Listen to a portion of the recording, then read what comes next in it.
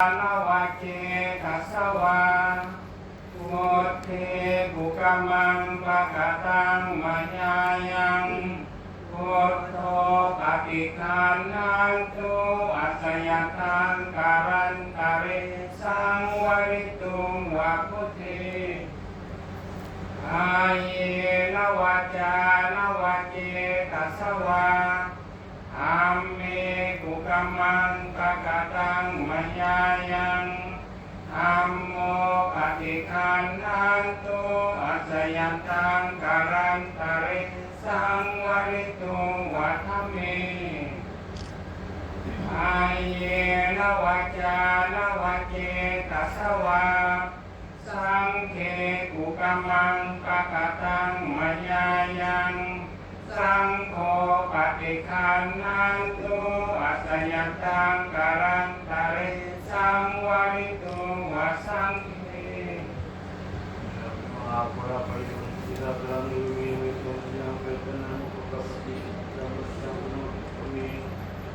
Satu sabde gurito sababadan o kanaraso yatha maniso kyaso yatha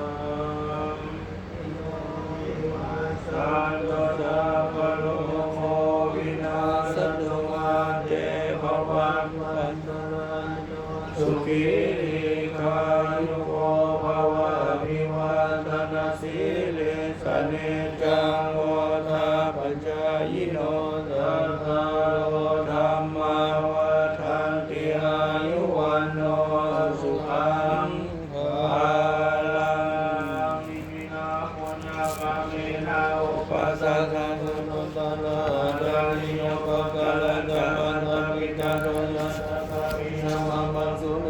Janti marasa kunna vanta kana bisa pemamala jarina jatu loka para jadewa kaya momita manusa jamasata wirika pita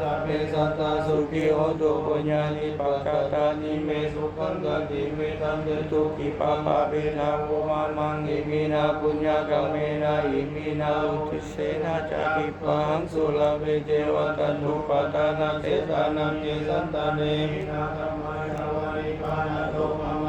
Santo Sampata Jevayata Sato Bhave Bhave Oso Jetang Sati Panya Same Kavariyam Hina Mara Rapantum Nongka Sangka Tuntaviya Sume Buddha Supavaruna Dhammo Nato Valutamo Tato Pateka Buddho Dasanko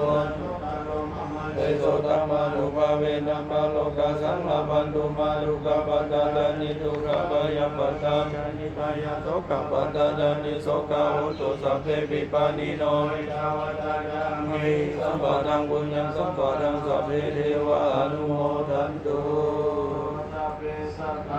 สัตว์ทั้งหลายที่เป็นเพื่อนทุกข์เกิดแก่เจ็บตายด้วยกันหมดทั้งสิ้นอาเวลาจงเป็นสุ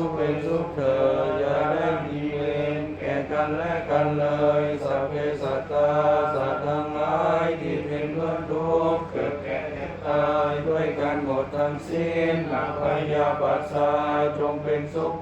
เถิดอย่าได้เบียดเบียนซึ่งกันและกันเลยสัพเพสัตตาสัตว์ทั้งหลายที่เป็นเพื่อนทุกข์เกิดแก่เจ็บตายด้วยกันหมดทั้งสิ้นอานิกาจงเป็นสุข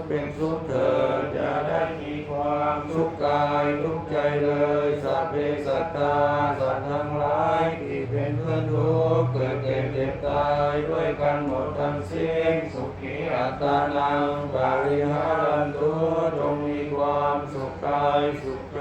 รักษาตนให้พ้นจากทุกข์ภัยทั้งสิ้นนั้นด้วยเถิดสาธุ